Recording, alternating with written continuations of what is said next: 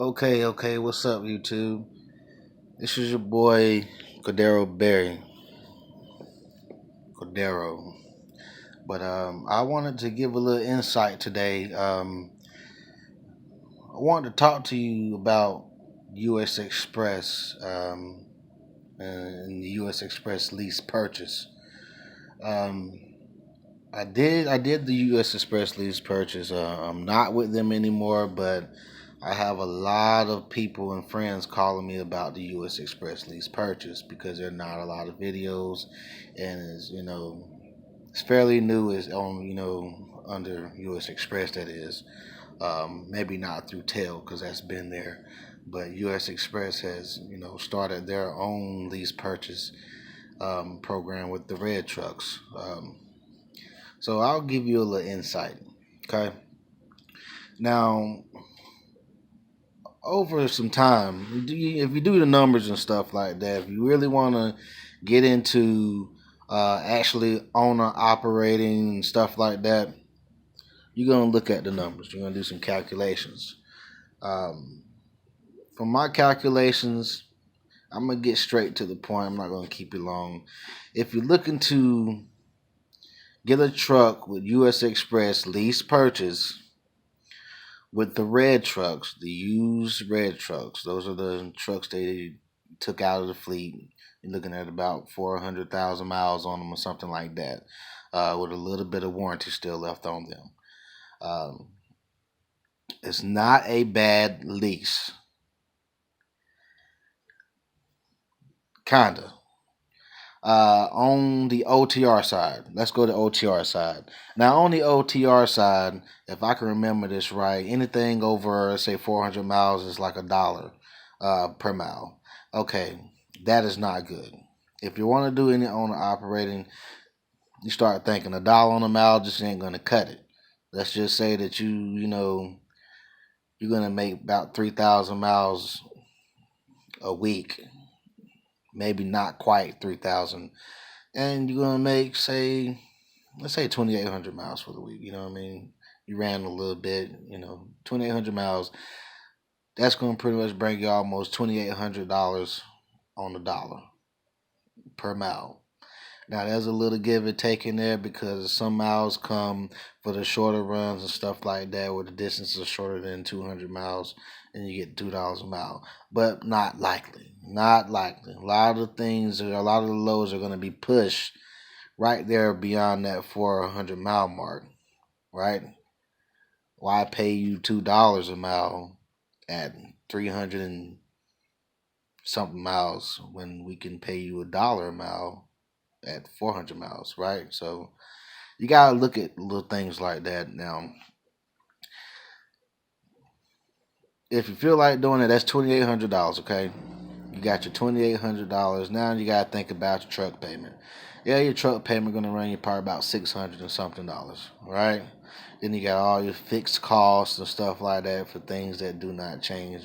Buying insurance, physical insurance, and a bunch of other things that you can call settlements about if you don't actually know exactly what they mean. But you're gonna be, and then on top of that, you gotta calculate your fuel, right? I always gotta calculate your fuel. That's a very, very important part of running a business, right? So, with the fuel surcharge, let's just say you got about 30, let's say 3,300, right? You got 2,800 from the loads, from the miles. Then you got about $400 or so from the fuel surcharge, which is not going to probably be that much. But let's say about $400 from the fuel surcharge. Then the deductions come out on top of that. So now you think about your truck payment, all the fixed costs, and the fuel, right? And your maintenance is coming out. And if you're like me and live in North Carolina, you got workers' comp coming out too. So you're gonna end up with about 1,500 or less, um, and that's generous. That is very generous. After all the friends that I have, most of them ended up with about 1,300. 1,300 for the week. and that's after all expenses. Now, $1,300 for the week. You're running your own truck. You're out there, and you're gone. You're running 3 weeks at a time or so, and guess what? After that 1,300, you gotta tax that, right? So after you tax that 1,300, because you're your own business now, so it's not up to you to tax. That's not up to them to tax that money. You have to tax your own money, right? Just to stay compliant with the IRS, so you don't get no nice letter in the mail. You know what I mean? Let's say you owe them some good money, because they will rape your pockets, literally. So you do it like that, end up about 1,300. Then you tax it, then you end up with less than $1,000. So you tell me, if you're over the road and you run almost about 3,000 miles a week, if you're in compliance with hours of service, this is what you're gonna run. You're gonna run too much over that. So 1,300, take your taxes out, end up with kind of less than $1,000 a week. You do the math and you tell me if you made a good deal or not in owning a truck. Local drivers make that, you know what I mean, or more than that. Company drivers make that or more than that, right? So the least thing in on the OTR side is shaking. Now, me on the other hand, I did it, but I did it on the dedicated side because I did the numbers. Now, if you're a male or so and you don't mind touching freight, especially on the dollar side or dollar counts, it's a good deal. So where you're grossing about 3,000 maybe a week on the OTR side, on the dedicated side or the dollar count, I should say, you're gonna probably gross about 45 to about almost 5,000 if you're running real hard. So now you're getting paid Dollar Tree wise $1.35 a mile, which is good. Okay, $1.35 a mile, and I can still run 2,800 miles per week on the longer loads. Right? It's round trip. You can still get at least 2,800, but if you take 2,800 times $1.35, now we're cooking with grease. Now we got some money coming in. On top of the fact that Dollar Tree and on that account will pay you an additional $250 per unloaded trailer, right? And that's not bad. So you do 3 trailers for the week. You got $750 additional on top of the 2,800 miles that you ran. The 2,800 miles that you ran at $1.35 a mile, and you get paid like $50, $55 for the back hauls, I believe.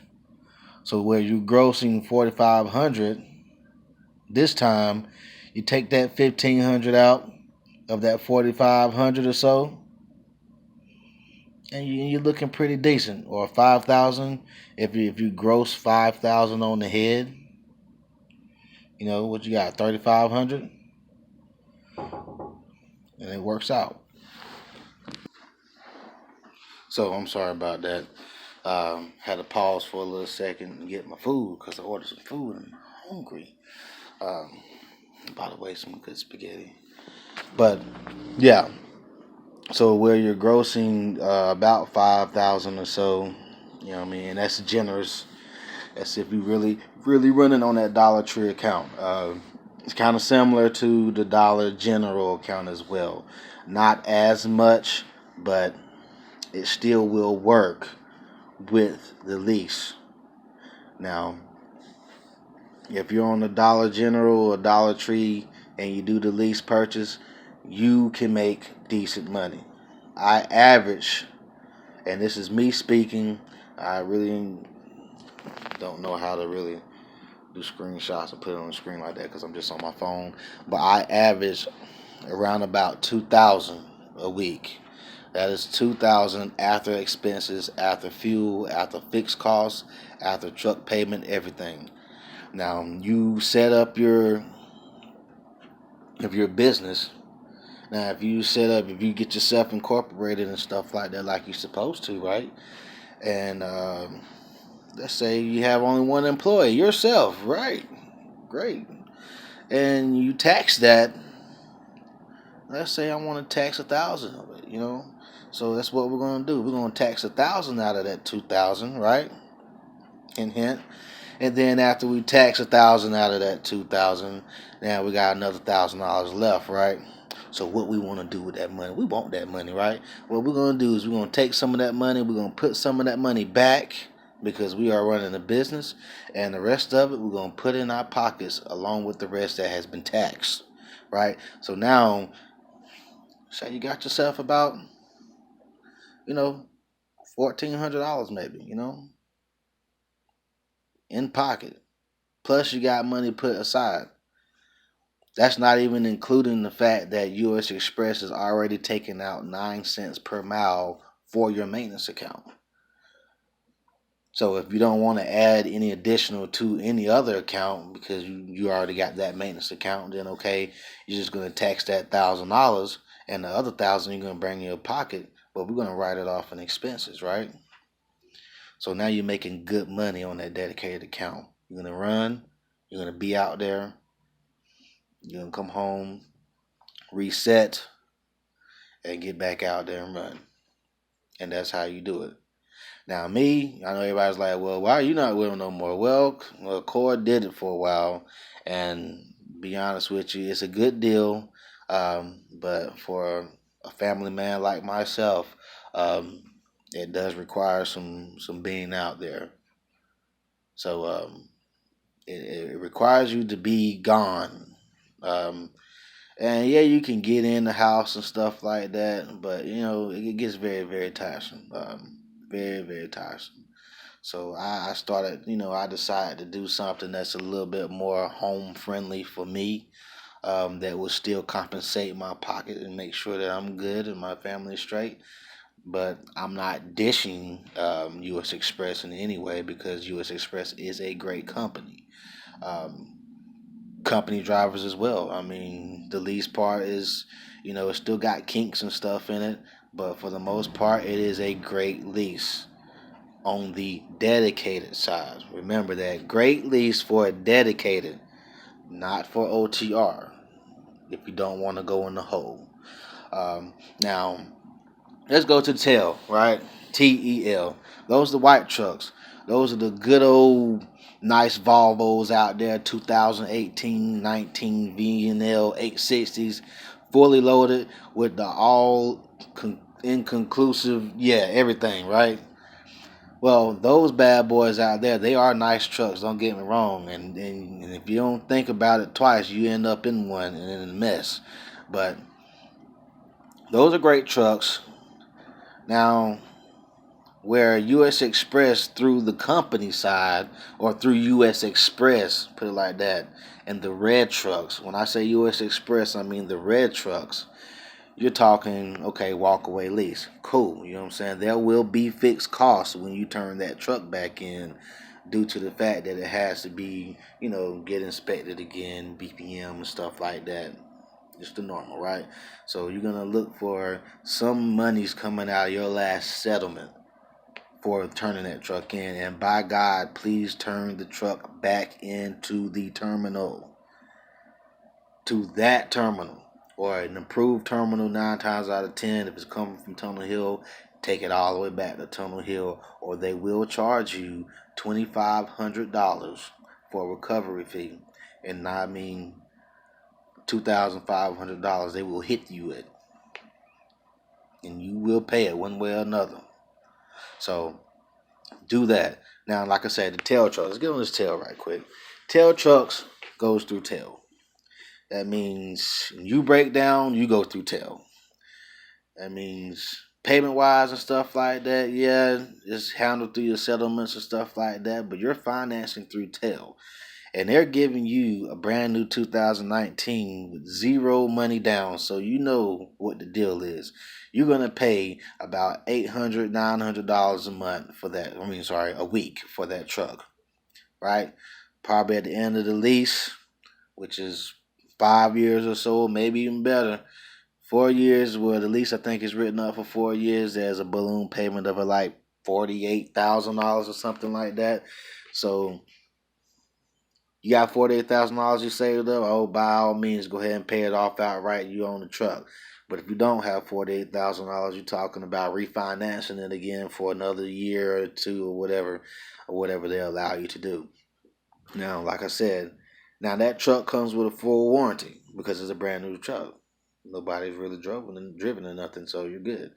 The red trucks, US Express, those have warranty on them as well. Not 100% warranty because, once that truck hits 500,000 miles on it, stuff starts, warranty start, they ain't gonna get dismissed, you know what I mean? So you're looking at probably a little bit more expenses as far as maintenance wise coming out of your pocket. Just don't know. That's just the business. So you can do it like that and work that out like that. You just kind of play with it, but tail is not a walkaway lease. Till you jump out of that truck before that contract or the end of that term of that lease, and you will be paying them a little small whopping $6,000 probably. Yeah, they're gonna break your whole heart. You jump out in that truck. Now, if you're dedicated to the fact and you know and you did the numbers on the dedicated side and not OTR, because you will be in the hole with that brand new 2019 truck that looks real nice over the road, but you can't pay for it because you ain't making enough of money because you're getting paid $1 on the mile. Yeah, so just think twice about it. I'm all for the lease purchase with US Express and through Tel, only on the what? The dedicated side. Dollar accounts. Dedicated dollar accounts. Those are touch freight. Those are 100% unload. Dollar Tree, you touch every dang on box. I did it. Ain't that bad. Still get you right a little bit. Dollar General is not too bad. They got the little, the cars or whatever, you know what I'm saying? So, but it's still unload. You will unload that trailer alone. So, I just wanted to touch base with you on that. If anybody have any questions about the US Express lease purchase or any questions of US Express in general that I could help you out with, I'll be glad to help you out with them. I know a lot about US Express. I've been with US Express for some years, so it's all good. I hated I had to end it with them, but I got to get to the house. You know what I mean? I did that stuff. So, and yeah, if you have any questions about US Express in any way, shape, or form, feel free to hit me up. I'm Cordero Berry. You can subscribe to my channel. This is one of the first videos, but I'm going to start doing some videos and stuff like that and help these truckers out and stuff like that, especially those who are just coming into leasing or just coming into trucking, period. There's a lot of people out here on YouTube with trucking and stuff like that, and I'm going to be that dude that's going to give you the insight on the things that a lot of people are not talking about. So that's my goal. I want to help you help yourself on situations and information about things that's not talked about a lot. So that was my video. This is the video right here with the US Express lease purchase. Feel free to hit me up, and hey, you all take it easy.